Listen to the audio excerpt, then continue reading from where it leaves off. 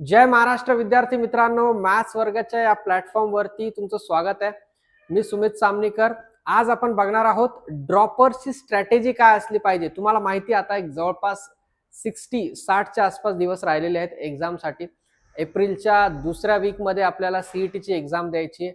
खूप महत्वाचा काळ आहे सध्याचा. मला माहिती सगळेजण खूप चांगला अभ्यास करतायत, पण तरी काही लोकांच्या मनामध्ये काही प्रश्न आहेत, स्पेशली जे ड्रॉपर्स मुलं आहेत त्यांच्या मनामध्ये. सो ड्रॉपर्स मुलांसाठी एक ऍडव्हान्टेज हा आहे की त्यांना बोर्डची एक्झाम यावर्षी द्यायची नाही, त्यामुळे त्यांना हा पूर्ण महिना फेब्रुवारीचा पण मिळणार आहे अभ्यासासाठी. तर त्याची एक्झॅक्ट स्ट्रॅटेजी काय असली पाहिजे, काय करायला पाहिजे, काय नाही करायला पाहिजे, या सगळ्या गोष्टी या व्हिडिओमध्ये सांगणार आहे. व्हिडिओ पूर्ण बघा. चॅनलला सबस्क्राईब केलं नसेल तर चॅनलला सबस्क्राईब करून घ्या आणि बेल आयकॉनला पण क्लिक करून घ्या. ठीक आहे. सो आज आपण बघणार आहोत ड्रॉपर्स स्ट्रॅटेजी. तर बघा मित्रांनो, MST CET 2026 65 डे वॉर मोड रोड मॅप. आता याला मी वॉर का म्हणलेलं आहे समजून घ्या. आपल्यासाठी हे जी सीईटी आहे ही आपण रिपीट करतोय तर युद्धापेक्षा कमी नाही. तर वॉरमध्ये काही नियम असतात, काही डिसिप्लिन असतात, त्याच्यानंतर काही गोष्टी फॉलो कराव्या लागतात. तर ह्या सगळ्या गोष्टी आपल्याला सुद्धा फॉलो करायच्या. आपल्याला काही जाऊन युद्ध लढायचं नाही ऍक्च्युअल मध्ये, बट आपल्याला युद्धामध्ये जशा स्ट्रॅटेजी वापरल्या जातात किंवा जसं टाइम लाईन असती किंवा एक टाइम बाउंड्री असती, टाइम लिमिटेशन असतं, त्या सगळ्या गोष्टी आपल्याला इथे फॉलो करायच्या आहेत. सो त्याच्यासाठी आपण ह्या पद्धतीने जर वर्कआउट केलं तर 100% सक्सेस मिळणार आहे आपल्याला. बघा, 65 डेचा काउंटडाऊन आहे आजपासून. आपण बघितलं तर अप्रॉक्सिमेटली 65 डेज तुम्हाला मिळणार आहेत. त्याच्यामध्ये फेब्रुवारी 1 to 28, फेब्रुवारी 1 पासून 28 फेब्रुवारी पर्यंत फेज 1. तर तुम्हाला काय करायचंय, तुम्हाला हेवी वेट टॉपिक क्लिअर करून टाकायचे. तुमचे हेवी वेट क्लिअरन्स त्याच्यामध्ये काय काय असेल, dedicate 12 hours daily to master high weightage class 12 chapters like integration and thermodynamics. आता हे एक्झाम्पल म्हणून मी लिहिले आहेत. 12वीचे हेवी वेट टॉपिक हे तुम्हाला फेब्रुवारीमध्ये संपून टाकायचे आहेत. ऑलमोस्ट बऱ्याच लोकांचा आता सिलेबस झालेला असेल. हे संपून टाकायचं म्हणजे मी हे म्हणतोय की तुम्हाला रिव्हिजन संपून टाकायची त्याची. आपला ऑलरेडी अभ्यास झालेला आहे, आपण 12th मध्ये अभ्यास केलेला आहे याच्या आधी. त्यानंतर आपण रिपीट ज्यावेळेस करतोय, ड्रॉप ज्यावेळेस आपण घेतला होता त्याच्यानंतरही आपला अभ्यास आतापर्यंत बऱ्यापैकी झालेला आहे. सो रिव्हिजनचा पार्ट जो असेल तर ते टॉपिक आपल्याला पहिल्या फेजमध्ये आपल्याला संपून टाकायचे फेब्रुवारी 1 to 28 पर्यंत मित्रांनो. त्याच्यानंतर महत्वाचा पार्ट मार्च 1 to मार्च 20 पर्यंत तुम्हाला काय करायचं बघून घ्या. फेज 2 आहे स्पीड अँड रिव्हिजन. याच्यामध्ये रिव्हिजन करायचे target class 11, easy kill topics and transition into daily chapter wise testing. याच्यामध्ये तुम्ही डेली एक टेस्ट देऊ शकता, टॉपिक वाईज फिजिक्सची असेल, केमिस्ट्रीची असेल किंवा मॅथ्सची असेल, आणि त्याच्यामध्ये स्पीडनी रिव्हिजन करायची. त्याच्यामध्ये इझी किल टॉपिक जे आहेत 11वीचे ते टार्गेट करा, म्हणजे ते परत एकदा रिवाइज करा, त्याचे क्वेश्चन सोडवा, सो दॅट तुम्हाला लक्षात येईल. आता एक्झॅक्ट अभ्यास कसा करायचा हा बऱ्याच मुलांचा प्रश्न असणार आहे. त्याच्यासाठी मी येणाऱ्या स्लाइडमध्ये त्या पण गोष्टी सांगणार आहे, त्यामुळे व्हिडिओ पूर्ण बघा. ठीक आहे. त्यानंतर आहे फेज 3 मित्रांनो. फेज 3 मध्ये काय आहे, the mock marathon. Mock marathon काय म्हणलेलं आहे याला, मॅरेथॉन याच्यासाठी की खूप साऱ्या मॉक आपण देतोय. आपल्यासाठी स्प्रिंट नाहीये, ते आपल्यासाठी मॅरेथॉन आहे. मॅरेथॉन बघा मित्रांनो 21 किलोमीटरची असते, 42 किलोमीटरची फुल मॅरेथॉन असते. तर याचा सांगण्याचा उद्देश हा की आपल्याला खूप जास्त टेस्ट द्याव्या लागतील, म्हणून त्याला आपण मॅरेथॉन म्हणतोय. So complete 10 full length mock test during actual exam slots 9 AM to 12 AM or 2 PM to 5 PM for real world conditioning.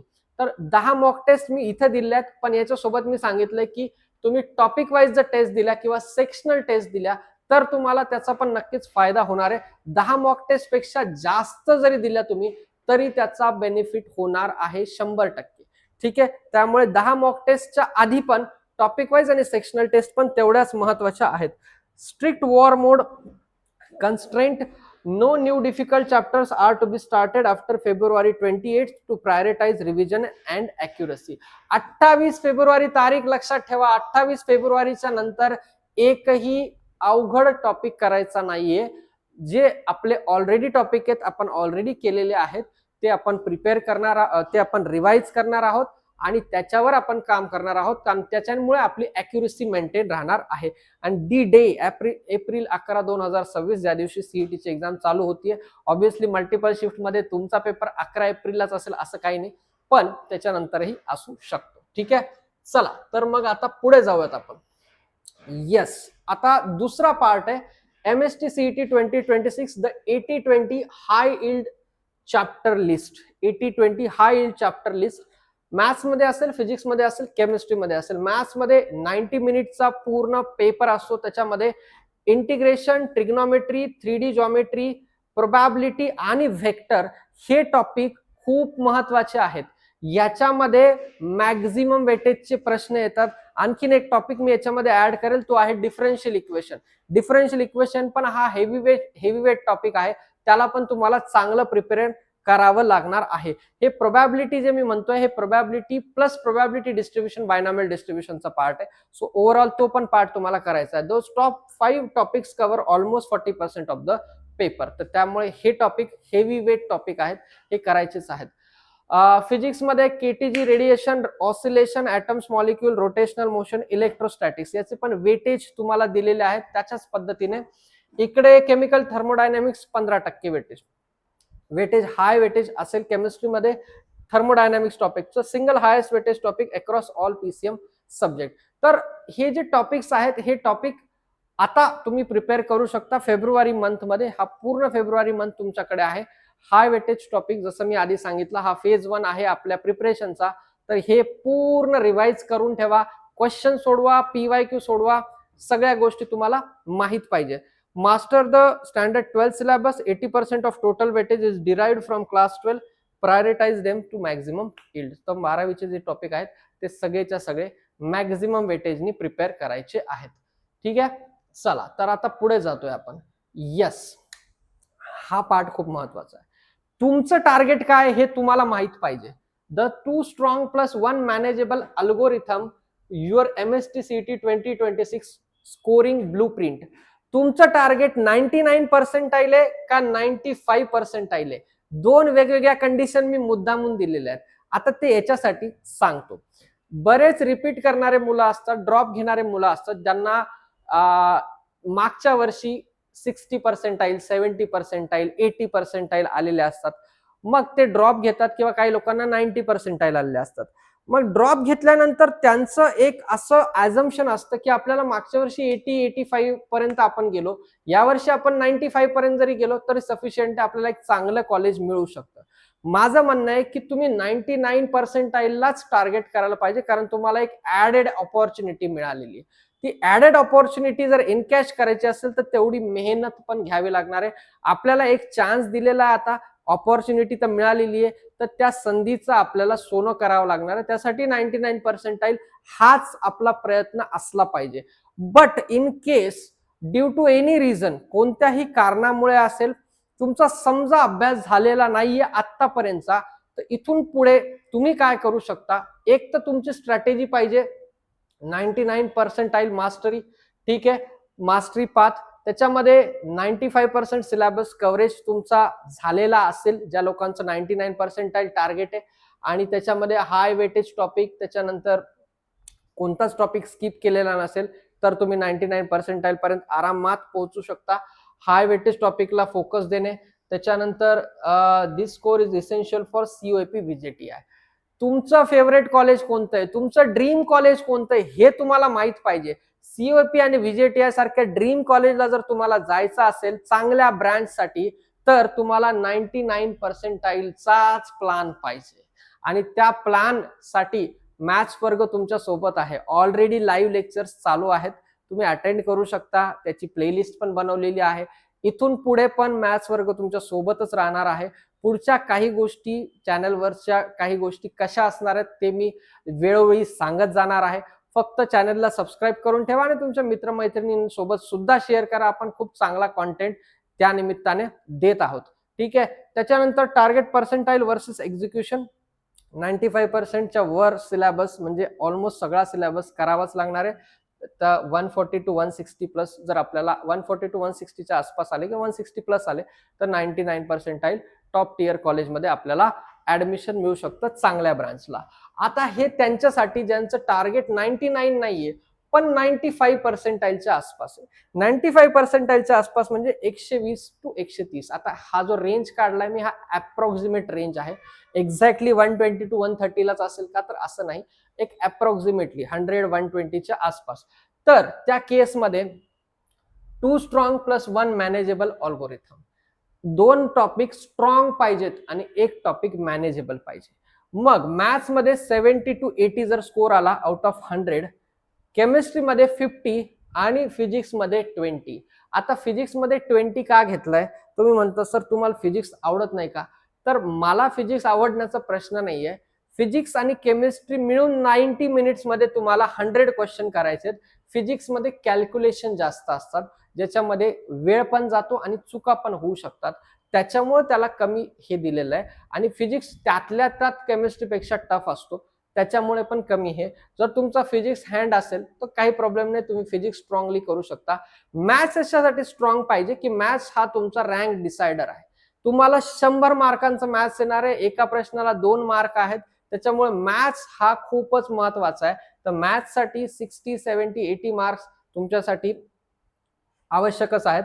केमिस्ट्रीमध्ये 35च्या आसपास मार्क आणि फिजिक्समध्ये 20-25 मार्क्स तुम्ही जर घेतले तर तुम्ही या रेंज पर्यंत जाऊ शकता. या रेंज पर्यंत जर तुम्ही गेले तर 95% प्लस तुम्हाला मिळू शकतात, जर तुमचा अभ्यास झाला नसेल तर. पण तुमचं पहिलं टार्गेट हेच पाहिजे, 99% पाहिजे. जर इन केस आता तुम्हाला असं वाटतंय की नाही होते कव्हर, मी खूप प्रयत्न केला बट मला प्रॉपर गायडन्स मिळाला नाही वेळेवर, काही गोष्टी झाल्या त्याच्याने मी काही गोष्टी मिस आउट केल्या, त्याच्यामुळे प्रॉब्लेम झालेला आहे, तर तरी पण मला असं वाटतं सेकंड तुमचा अटेम्प्ट पाहिजे 95% साठी.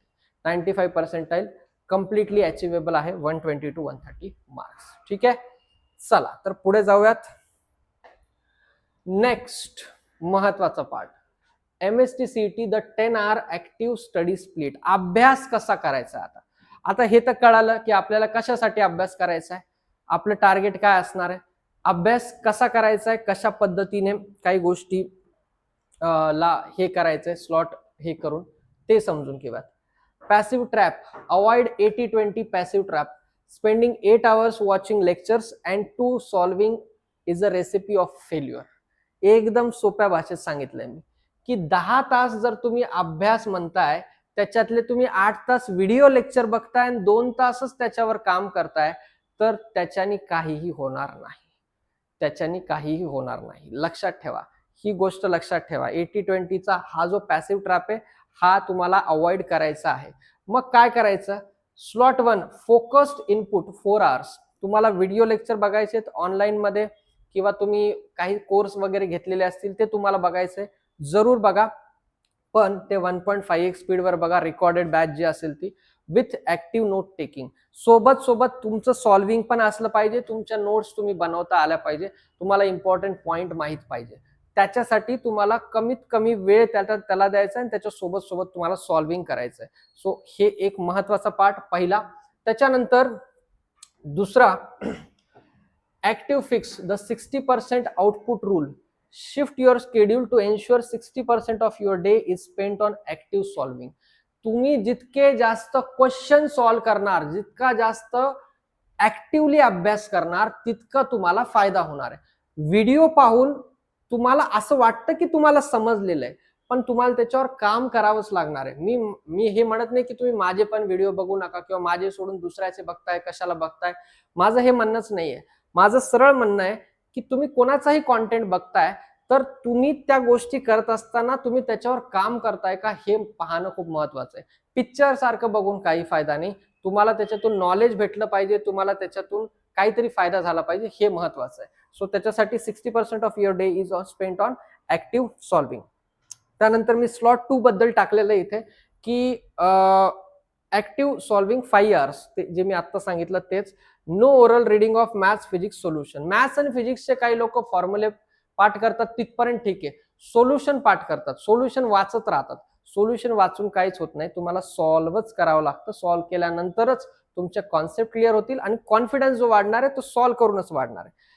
Solve 50+ MCQs daily using 21 to 24 or 25 PYQs ठीक आहे. आणि ते पीवायक्यू सॉल्व्ह करत असताना प्रत्येक व्हरायटीचे पीवायक्यू जर तुमच्या डोळ्याखालून गेले, तुमच्या हाताखालून गेले, तर त्याचा 100% फायदा होणार आहे. ठीक आहे.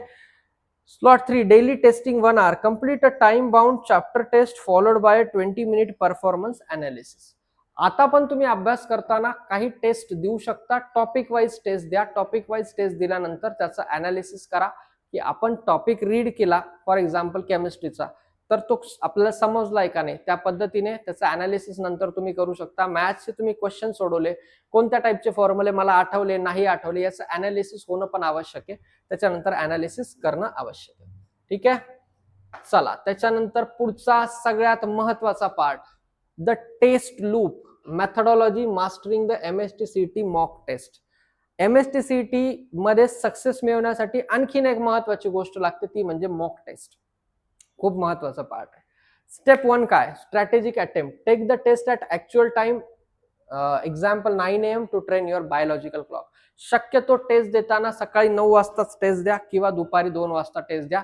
ह्याच्यानी तुम्हाला एक त्या एन्व्हायरमेंटची, ॲटमॉस्फिअरची एक सवय होऊ शकते की 9 वाजताच टेस्ट दिली. आपण रात्री 10ला टेस्ट चालू करतो आणि मग 1 वाजेपर्यंत देतो, किंवा मग आपल्याला वाटतं तो सकाळी 6लाच टेस्ट देतो म्हणजे एक काम होऊन जातं. नाही, तसं नाही करायचं मित्रांनो. आपल्याला त्या टाइमलाच टेस्ट द्यायची, म्हणजे आपल्याला ऍक्च्युअल एक्झाम मध्ये पण त्या गोष्टीचा फायदा होणार आहे 3 तासाचा. त्याच्यानंतर इकडे येऊयात, द 110 टेस्ट टार्गेट. जे मी म्हणत होतो खूप साऱ्या टेस्ट द्यायच्यात. Aim to complete 100 chapter test and 10 full mock test before exam day. 100 chapter test या ज्या दिलेल्या आहेत, ह्या एका विषयाच्या नाहीयेत, तिन्ही विषयाच्या मिळून आहेत त्या. मग तिन्ही विषयाच्या मिळून म्हणजे ऍव्हरेज एका विषयाच्या 30 एक टेस्ट, 30 ते 32 टेस्ट जर आपण कन्सिडर केल्या, तर ऑलमोस्ट तेवढे टॉपिक तर आहेत. तर प्रत्येक टॉपिकची एक टेस्ट जरी पकडली आपण, तरी काही टॉपिकच्या 2, तरी आपल्या 100 टेस्ट आरामात पूर्ण होऊ शकतात. And 100 full mock test before exam day, हे तर मी याच्या आधी पण बोललोय. स्टेप 2 काय, सगळ्यात महत्वाचं, deep analysis. Evaluate speed, time wasted on skipped question and accuracy identifying specific field concept. तुम्हाला अॅक्युरेसी माहित पाहिजे आपली किती आहे, त्याच्यानंतर टाइम वेस्ट कोणत्या क्वेश्चनवर होतोय हे सुद्धा माहित पाहिजे. होतं काय बघा, मी महत्वाचा पार्ट सांगतो. याला निगेटिव्ह मार्किंग नाही ना, तो ऍडव्हान्टेज आहे.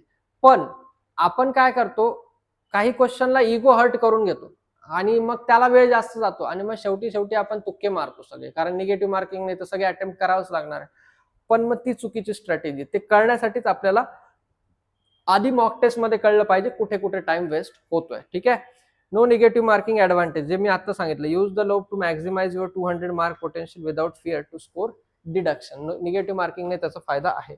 Step 3, targeted remediation. Spend 2 hours fixing only the weak topics identified during your analysis. 2 तास अशा गोष्टींसाठी द्या की ज्याच्यामध्ये वीक टॉपिक तुमचे टेस्टमध्ये तुमच्या लक्षात आलेले आहेत आणि त्याच्यावर तुम्ही काम करा. मी नेहमी सांगतो की तुम्ही रिपीट करताय ना, तर चुका रिपीट करू नका. रिपीट करा पण चुका नका रिपीट करू. सो इथे टेस्टसाठी तर ही गोष्ट खूप महत्वाची आहे की या टेस्टमध्ये चुका झाल्या, त्या सुधारून दुसऱ्या टेस्टमध्ये आपण स्कोर वाढवू शकतो. दुसऱ्या टेस्टमध्ये पण चुका झाल्या तर वेगळ्या चुका व्हायला पाहिजेत, त्या चुका नाही व्हायला पाहिजेत. ठीक आहे. सो चुका रिपीट करू नका. तुम्ही चुका सुधारून पुढे जाऊ शकता, त्याच्याने तुमचा स्कोर 100% वाढू शकतो. One source multiple revisions. Stick to your हे quality repeat. Attempt the next test only after fully correcting the errors from the previous one. मागच्या टेस्टच्या चुका सुधारूनच पुढची टेस्ट द्या. आणि महत्वाचं, stick to your main material and resolve errors 3 to 4 times for mastery. याच्यासाठी मी एक गोष्ट सांगितली होती की एक तुम्ही एरर नोटबुक बनवा. टेस्ट दिल्यानंतर एक एरर नोटबुक बनवायची आणि त्याच्यामध्ये तुमचे एरर्स लिहून ठेवायचे. मग तुम्ही पुढच्या टेस्टच्या आधी ते बघून घ्यायचे, सो दॅट पुढच्या टेस्टमध्ये त्या चुका होत नाहीत. तर ही गोष्ट फार महत्वाची आहे मित्रांनो. ठीक आहे. येस. आणि त्याच्यानंतर शेवटचा जो पार्ट आहे त्याच्यामध्ये काय चुका होतात ते सांगतोय. Top 4 score killers in MSTCT PCM. तरी एवढं करून सर आमचा स्कोर येतच नाहीये. आता काय येत नाहीये, त्याचे काही कारण आहेत बघा, लक्षात घ्या. Mistake, resource holding. आपण काय करतो, 2, 3, 4, 5, 10 पुस्तकं घेऊन येतो. आपल्याकडे असतात, मित्राचे घेऊन येतो, नातेवाईकाकडून घेऊन येतो, आपल्या आई वडिलांना सांगतो, अजून आपण काही पुस्तकं घेऊन येतो. सगळ्या पुस्तकात वेगवेगळ्या गोष्टी 90% सेम असतात, 10% वेगळे असतात. तर 10% साठी आपण एवढे पुस्तक आणतो, कन्फ्युजन वाढतं, शेवटी आपल्याला कळत नाही काय अभ्यास करायचा आहे. त्याच्यासाठी महत्वाची गोष्ट, stick to one source. Stick to one source, revise multiple time. एकच पुस्तक घ्या, त्याला मल्टिपल टाइम रिवाइज करा. अवॉइड स्विचिंग इन फेब्रुवारीमध्ये आता ह्या महिन्यामध्ये आपल्याला नवीन मटेरियल शोधायला बाहेर जायचं नाहीये किंवा कोणाला सांगायचं नाहीये की मला नवीन स्टडी मटेरियल दे, मी त्याच्यातून अभ्यास करतो. नक्कीच नाही करायचं ते. तर ही गोष्ट लक्षात ठेवा. त्याच्यानंतर दुसरी mistake, the oral revision trap. आपण ओरली पाठ करतो काही गोष्टी, जसं मी आता सांगितलं की फिजिक्सचे आणि मॅथ्सचे क्वेश्चन काही लोक ओरली बघतात, वाचून काढतात. सो ते पॅसिव्ह रिडिंग नाही करायचं आपल्याला. मग काय करायचंय, मूव युअर पेन. फिक्स पण सांगितलंय, pen must be moving, solve problems actively, don't just read the solution. Solution read करू नका, त्याच्यापेक्षा प्रॉब्लेम सॉल्व करा. तुम्ही हाताने लिहिलेली तुमची काय म्हणतात त्याला, व्हिज्युअल मेमरी जी असते ती तुम्हाला जास्त लवकर आठवते. तुम्ही जर लिहिलं तुमच्या हाताने ते लवकर आठवतं. पुस्तकात तर सगळेच जण वाचतात, तुम्ही तुमच्या हाताने लिहिलं तर जास्त लवकर आठवणार आहे. त्यानंतर the ego question, spending too much time. जसं मी आत्ताच सांगितलं की काही ठिकाणी आपण इगो हर्ट करून घेतो. लॉजिक सारखा टॉपिक आहे, लॉजिक सारख्या टॉपिक मध्ये क्वेश्चन कसं काय येत नाही, एवढा सोपा टॉपिक आहे, मग यायलाच पाहिजे, मग द्या वेळ. मग त्याच्यामध्ये इगो हर्ट होतो. इगो हर्ट नाही करून घ्यायचा. If greater than 2 minutes keep it, protect your time, don't get stuck. 2 मिनिटापेक्षा जास्त वेळ लागला तर आपल्याला त्याच्यामध्ये जास्त वेळ द्यायचा नाहीये. बघा अप्रॉक्सिमेटली 54 सेकंड्स आहेत ऍव्हरेज. मॅथ्समध्ये थोडासा जास्त वेळ मिळतो, पण ऍव्हरेज जर काढला फिजिक्स, केमिस्ट्री आणि मॅथ्सचा तर ऍव्हरेज 54 सेकंड टोटल पीसीएम साठी आहे. तर आपल्याला क्लास 11ला पण इग्नोर नाही करायचे. क्लास 11चा 20% वेटेज आहे, ठीक आहे. तर ते खूप महत्वाचं आहे. काही लोक म्हणतात 12वी केलं तरी सफिशियंट आहे, आपल्याला चांगले मार्क पडणार आहेत. तर तो एक सगळ्यात मोठा भ्रम आहे. कारण त्याच्यामध्ये काही टॉपिक असे आहेत की जे छोटे छोटे टॉपिक आहेत, ते प्रिपेअर केले तर तुम्हाला 1 क्वेश्चन 2 क्वेश्चन त्याच्यातून येऊ शकतात. तर त्याच्यातून शुअर शॉर्ट मार्क मिळण्याचे चान्सेस आहेत. त्यामुळे ते आपल्याला सोडायचे नाहीयेत, ठीक आहे. Time per question is 54 seconds आहेत, ठीक आहे. सो ह्या काही चुका टाळा आणि ह्याचे रिलेटेड गोष्टी पण मी सांगितलेल्या आहेत. त्या जर गोष्टी आपण केल्या तर मला नाही वाटत काही प्रॉब्लेम यायला पाहिजे. तर ड्रॉपर लोकांसाठी गिअर शिफ्ट करा, महत्वाचा पार्ट मी आज सांगितलेला आहे. या सगळ्या गोष्टी फॉलो करा आणि तुमचे जे काही इश्यूज असतील ते तुम्ही सॉर्ट आउट करून घ्या आणि त्याच्यानुसार पुढे जा. आणि लक्षात ठेवा, मॅथ्स वर्ग नेहमी तुमच्या सोबत आहे. मॅथ्स वर्गाचे लाईव्ह लेक्चर्स पण आहेत, ट्रिक्स पण आपण अपलोड करत असतो. त्याचे पीडीएफ अपडेट्स असतील, एक्झामचे अपडेट्स असतील, सगळ्या रिलेटेड गोष्टी आपण व्यवस्थित वेळेवर देतोय मुलांना आणि त्याचा मुलांना फायदा पण होतोय. तुम्ही आतापर्यंत जर ती गोष्ट बघितली नसेल तर मला असं वाटतं की ती गोष्ट बघा. आपले चॅनल जे आहे ते सबस्क्राईब करा, टेलिग्रामच्या ग्रुपला जॉईन करा. आणि एक गोष्ट लक्षात ठेवा की ही जी ऑपॉर्च्युनिटी तुम्हाला मिळालेली आहे, या ऑपॉर्च्युनिटीचं सोनं करण्याची हीच संधी आहे. तर ही संधी सोडू नका. आणि सगळ्यांना ऑल द बेस्ट प्रिपरेशनसाठी आणि चॅनलला सबस्क्राईब करा. Thank you very much.